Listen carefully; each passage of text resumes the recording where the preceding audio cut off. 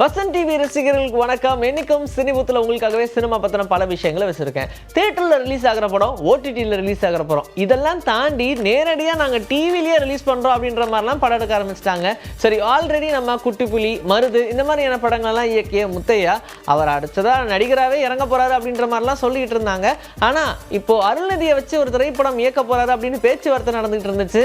ஆனால் சைலண்டாக அந்த படத்துடைய ஷூட்டிங்கே ஓடிக்கிட்டு தான் இருக்கு.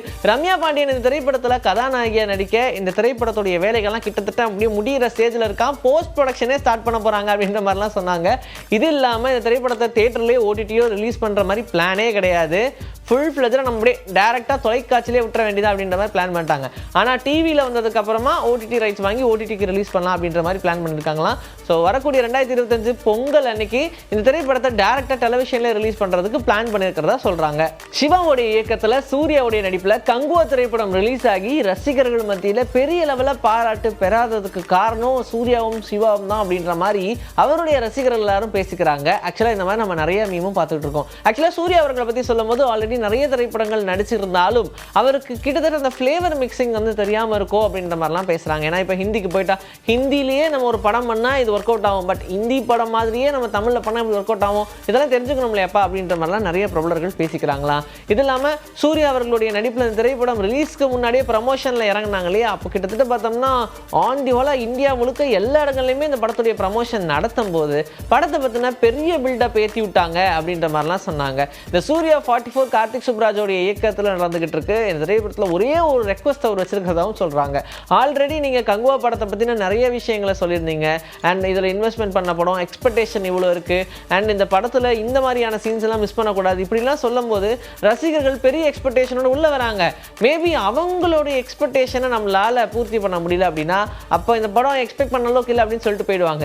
எதுவுமே இல்லாமல் இந்த படத்தை சைலண்டாக ரிலீஸ் பண்ணும்போது கண்டிப்பாக இந்த படம் நம்ம எதிர்பார்த்ததுக்கு அடுத்த கட்டத்திலேயே போய் நிற்கும். அதனால் இந்த சூர்யா 44 பற்றின எந்த ஒரு விஷயத்தையும் ப்ரமோஷனில் சொல்லாதீங்க அப்படின்ற மாதிரி ரெக்வஸ்ட் வச்சிருக்காராம்.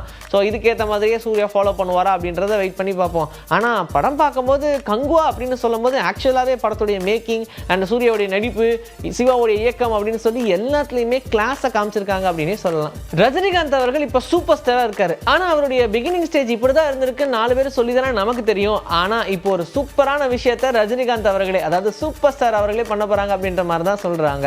ஆல்ரெடி 1975 அபூர்வ ராகங்கள் அப்படின்ற திரைப்படம் மூலியமா ரஜினிகாந்த் அவர்கள் என்ட்ரி ஆகிறாரு. பாலச்சந்திரனுடைய இயக்கத்தில் திரைப்படம் உருவாச்சு. அப்ப இருந்து இப்போ வரைக்கும் எடுத்தா கிட்டத்தட்ட 50 வருஷத்துக்கு மேல திரையுலகத்தில் பயணிச்சுக்கிட்டு இருக்காரு. இப்போ கூலி திரைப்படமும் ரெடி ஆகிட்டே இருக்கு. அது இல்லாம ஜெயிலர் 2 இதுவும் டாஸ்க்ல இருக்கு.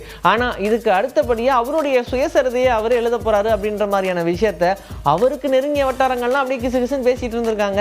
அண்ட் அது ஆக்சுவலாகவே உண்மைதான். ஏன்னா என்னுடைய ஜர்னி எப்படி இருந்துச்சு அப்படின்றது நிறைய பேருக்கு தெரியல, ஒரு கன்ஃபியூஷனாக இருக்குது. அது எல்லாத்துக்கும் கிளாரிட்டி கொடுக்குற மாதிரி நானே என்னுடைய சுயசரிதை எழுதுறேன் அப்படின்ற மாதிரி சொன்னது மட்டும் இல்லாமல் இதை கிட்டத்தட்ட ஒரு புக்காக போட்டு பெரிய லெவலில் பப்ளிஷ் பண்ணுறதுக்கும் பிளான் பண்ணியிருக்காராம். ஸோ கூடிய விரைவில் சூப்பர் ஸ்டார் அப்படின்னு சொல்லி ஒரு புக்கு வந்தாலும் ஆச்சரியப்படுறதுக்கு இல்லை. ஆர்ஜே பாலாஜி எங்கே போனாலும் எல்லாரும் இப்போ கேட்டுக்கிட்டு இருக்கிறது சூர்யாவுடைய திரைப்படம் நீங்கள் தான் இயக்க போறீங்களே, அந்த திரைப்படத்தை பற்றி அப்டேட் சொல்லுங்க அப்படின்னு. அண்ட் இன்னொரு கேள்வி என்னன்னா, மூக்குத்தி அம்மன் பார்ட் 2 நீங்கள் ஏங்க இயக்கலை அப்படின்னு. ஆனால் இதுக்கு ரொம்ப தெளிவாக அவர் எக்ஸ்பிளைன் பண்ணியிருக்கிறார். என்னன்னா, மூக்குத்தி அம்மன் அப்படின்ற ஒரு படம் தாங்க, அது ஒரு ஃபென்டாஸ்டிக்கான படம். அதுக்கப்புறமா பார்ட் 2 எடுக்கணும்னு சொல்லி டீம் எல்லாம் சொல்லிட்டு இருந்தாங்க. ஆனால் நமக்கு இது சரிப்பட்டு வராதுங்க அப்படின்னு சொல்லி வெளியே வந்துட்டேன். நான் வெளியே வந்து அவங்க என்ன பண்ணுவாங்க, அடுத்த டேரக்டர் வச்சு எடுப்பாங்க. அப்படிதான் இப்போ எடுத்துட்டு இருக்காங்க.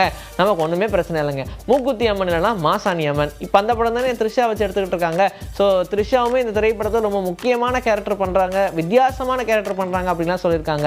இது இல்லாமல் அவரே நிறைய திரைப்படங்கள் இயக்கிட்டு இருக்காரு, எழுதிக்கிட்டு இருக்காரு, நடிச்சுக்கிட்டு இருக்காரு. இதுக்கே அவருக்கு டைம் சரியா இருக்கு. அடுத்தபடியாக சூர்யா அவர்களுடைய திரைப்படம், இப்படி எல்லா திரைப்படங்களும் ரொம்ப பிஸியாக இருக்கும் போது அதை பற்றி பெருசாகவே அவர் கண்டுக்கலன்றதை அவர் சொல்கிறதே தெரியுது. ஆக மொத்தத்தில் இன்னும் ஒரு பெரிய பிளாஸ்டிங்கான திரைப்படம் கொடுக்கறதுக்கு ஆர்ஜே பாலாஜி அவர்கள் ரெடி ஆயிட்டாங்க அப்படின்ற மாதிரி தான் சொல்கிறாங்க. ஏன்னா த்ரிஷா அவர்களையும் சரி சூர்யா அவர்களையுமே சரி ரொம்ப டிஃப்ரெண்டான பாயிண்ட் ஆஃப் வியூவில் காட்டணும் அப்படின்றது தான் ஆர்ஜே பாலாஜி அவர்களுடைய குறிக்கோளாக இருக்குது. வெயிட் பண்ணி பார்க்கலாம். இன்னைக்கு நம்முடைய சினிபுத்தில் சினிமா பற்றின பல விஷயங்களை பார்த்தாச்சு. இதே மாதிரி அடுத்த எபிசோட் உங்களை நான் வந்து சந்திக்கிறேன். This is back from Vijay Sri. Take care.